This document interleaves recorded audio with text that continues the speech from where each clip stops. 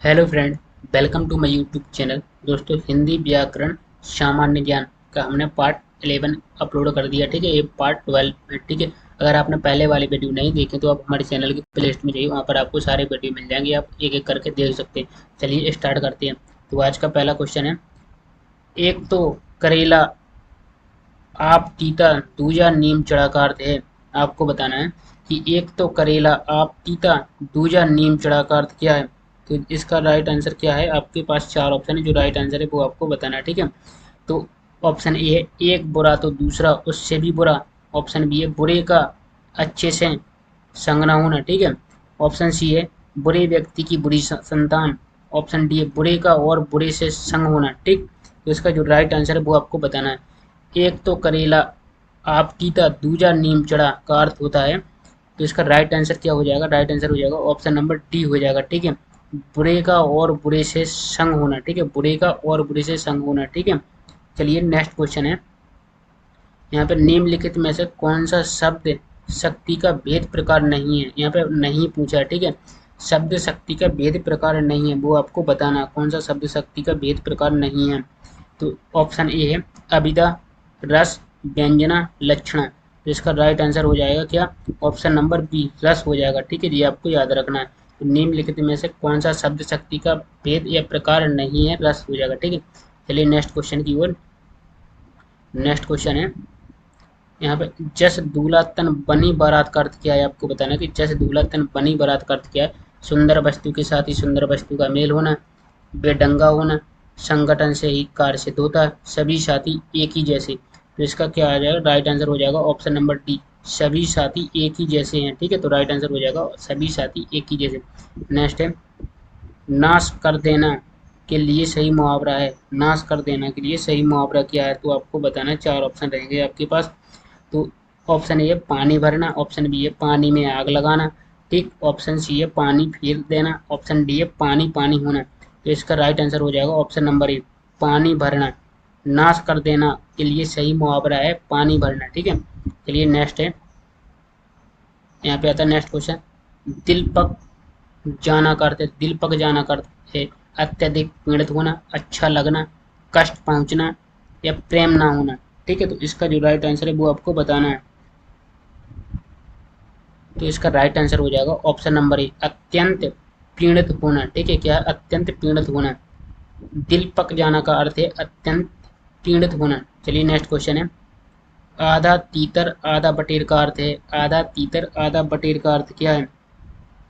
छोटा बड़ा होना, बेमेल तथा बेढंगा होना, रंग बिरंग होना, उचित सामंजस्य का अभाव। तो इसका राइट आंसर हो जाएगा ऑप्शन नंबर बी, क्या बेमेल तथा बेढंगा होना।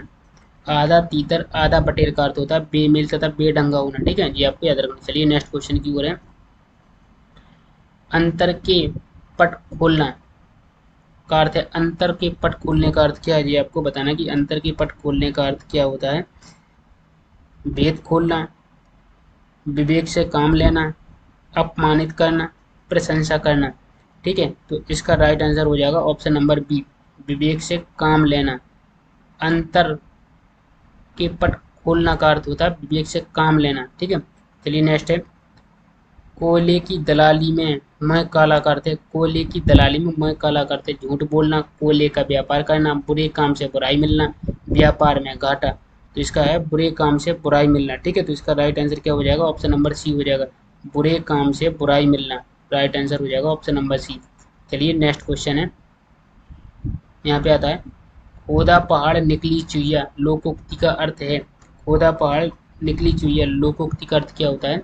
तो परिश्रम अधिक और फल कम, कम परिश्रम करके बहुत मिलना, श्रम करने पर कुछ ना मिलना, परिश्रम के बिना ही फल पा जाना। तो इसका राइट आंसर होता है ऑप्शन नंबर ए परिश्रम अधिक और फल कम मिलना। खोदा पहाड़ निकली चुईया का लोकोक्ति का अर्थ होता है परिश्रम अधिक और फल कम है। ठीक है, नेक्स्ट है, उड़ती चिड़ियों के पंख गिनना। उड़ती चिड़ियों के पंख गिनने का अर्थ होता है मतलबी होना, होशियार होना, मूर्ख होना, अनुभव होना। ठीक है, तो उड़ती चिड़ियों के पंख गिनना का अर्थ होता है अनुभव होना। ठीक है, तो राइट आंसर हो जाएगा ऑप्शन नंबर डी, क्या होता है, उड़ती चिड़ियों के पंख गिनने का अर्थ होता है अनुभव होना। चलिए नेक्स्ट क्वेश्चन है, कोई इर घाट तो कोई बीर घाट का अर्थ है, कोई इर घाट तो कोई बीर घाट का अर्थ क्या है? तितर बितर होना, बहुत चालाक होना, ताल मेल ना होना, बार बार कथन बदलना। ठीक है, तो इसका क्या होता है? राइट आंसर हो जाएगा ऑप्शन नंबर सी, ताल मेल ना होना। क्या हो जाएगा? ताल मेल ना होना। कोई इर घाट तो कोई बीर घाट का अर्थ होता है ताल मेल ना होना। ठीक है, चलिए नेक्स्ट क्वेश्चन है, हंसुए के ब्याह में खुरपी का गीत का अर्थ होता है, हंसुए के ब्याह में खुरपी का गीत का अर्थ क्या होता है? जश्न मनाना, निचले स्तर का कार्य करना, शादी का गीत गाना, असंगत बातें करना। तो इसका क्या हो जाएगा? Right answer option number D हो जाएगा। ठीक है, असंगत बातें करना, राइट आंसर हो जाएगा असंगत बातें करना। हंसुए के ब्याह में खुरपी का गीत गाने का अर्थ होता है असंगत बातें करना। चलिए नेक्स्ट क्वेश्चन है, यहाँ पे आता है, अंगूठी का नग होने का अर्थ है, अंगूठी का नग होने का अर्थ क्या होता है? छिपा हुआ, अनुरूप, जुड़ा होना, बहुत प्रिय या बहुत सुंदर होना। ठीक है, तो जो राइट आंसर है वो आपको बताना है। तो अंगूठी का नग होने का अर्थ क्या होता है? छिपा हुआ, अनुरूप, जुड़ा होना, बहुत प्रिय होना या बहुत सुंदर होना। तो इसका राइट आंसर हो जाएगा ऑप्शन नंबर बी, अनुरूप जुड़ा होना। क्या हो जाएगा? अनुरूप जुड़ा होना, जी आपको याद रखना है। चलिए नेक्स्ट क्वेश्चन है, डपोर संघ का अर्थ है, डपोर संघ का अर्थ क्या है जो आपको बताना, डपोर संघ का अर्थ क्या होता है? सब संबंध छोड़ देना, विख्यात होना, कांपने लगना या बेवकूफ। तो इसका राइट आंसर क्या है? डपोर, डपोर पंख, डपोर संघ का अर्थ होता है बेवकूफ।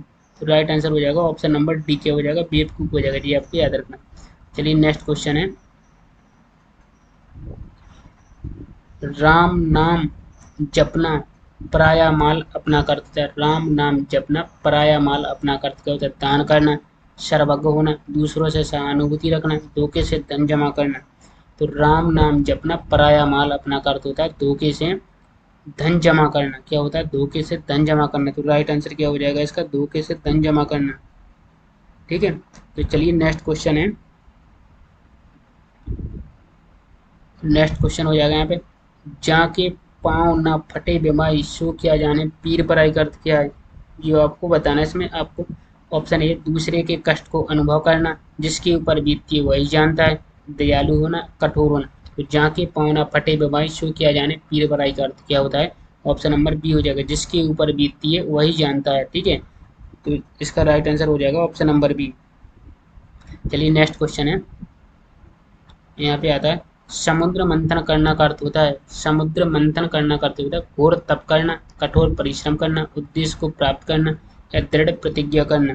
तो इसका करेक्ट आंसर हो जाएगा ऑप्शन नंबर बी, कठोर परिश्रम करना। क्या हो जाएगा? कठोर परिश्रम, समुद्र मंथन करने का अर्थ होता है कठोर परिश्रम करना। ठीक है, चलिए नेक्स्ट क्वेश्चन है, निम्नलिखित में से ब्राह्म चिन्ह नहीं है, आपको बताना है कि ब्राह्म चिन्ह कौन सा नहीं है इनमें से?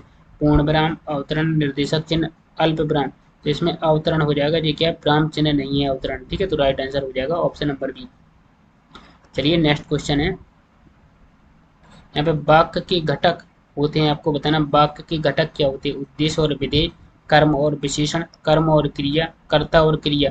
तो वाक्य के घटक होते हैं उद्देश्य और विधेय। ठीक है जी, याद रखना है आपको, उद्देश्य और विधेय क्या होते हैं? वाक्य के घटक होते हैं। चलिए नेक्स्ट है, सरल का विलोम क्या है? आपको बताना कि सरल का विलोम क्या होता है। तो सरल का विलोम होता है कठोर, गरल, दंड, एक कुटिल। तो सरल का विलोम क्या हो जाएगा? सरल का विलोम होता है कुटिल होता है, जी आपको याद रखना है, सरल का विलोम होता है कुटिल। चलिए नेक्स्ट है, यहाँ पे गुण का विलोम क्या होता है? आपको बताना कि गुण का विलोम क्या होता है। तो गुण का विलोम होता है विगुण, दोष, लालची, सगुण। तो गुण का विलोम होता है दोष, जी आपको याद रखना, गुण का विलोम दोष होता है। ठीक है जी, याद रखना। चलिए नेक्स्ट है, ढाढ़स का विलोम क्या होता है? ढाढ़स का विलोम क्या होता है? जी आपको बताना है कि ढाढ़स का विलोम क्या होता है। सांत्वना, त्रास, अपनत्व, सहानुभूति। ढाढ़स का विलोम होता है त्रास। ठीक है, तो जी आपको याद रखना, ढाढ़स का विलास त्रास होता है, जी आपको याद रखना। ठीक है, चलिए नेक्स्ट है, झंकृत, झंकृत का विलोम है, आपको बताना कि झंकृत का विलोम क्या है। तो कंपन, हलचल, गूंज, निस्वद्य। तो झंकृत का विलोम आपको बताना, तो इसका राइट आंसर हो जाएगा ऑप्शन नंबर डी, निश्चित, निश्चित। ठीक है, नेक्स्ट है, झीना का विलोम है, आपको बताना झीना का विलोम क्या है? पतला, गाढ़ा, बारीक, मोटा।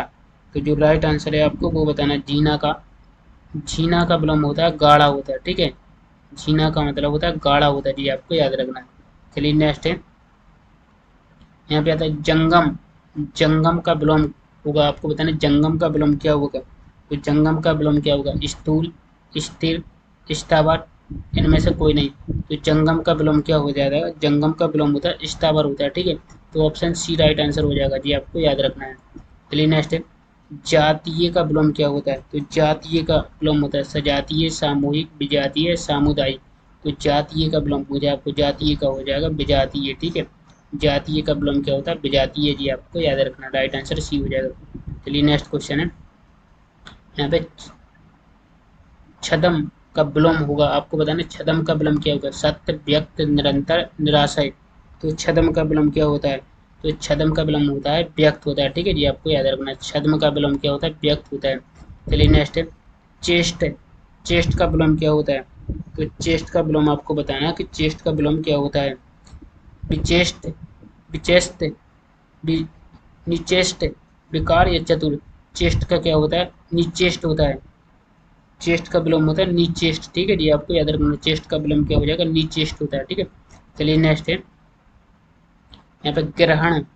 ग्रहण का विलोम क्या होता है, अनुकरण, आग्रह, स्वीकार, त्याज्य। तो ग्रहण का विलोम होता है क्या, ग्रहण का विलोम क्या होता है, तो ग्रहण का विलोम होता है त्याज्य होता है, ठीक है जी, आपको याद रखना। तो ग्रहण का विलोम क्या, त्याज्य होता है। नेक्स्ट है गौण। गौण किसका विलोम है, आपको बताना गौण का विलोम क्या होता है, विद्वान, लघु, प्रमुख, मूर्ख। तो गौण का विलोम होता है प्रमुख होता है, ठीक है। तो गौण का विलोम क्या होता है, प्रमुख होता है जी, आपको याद रखना। सो दोस्तों हमने इस वीडियो में आपको टॉप 30 क्वेश्चन सॉल्व कराए हैं।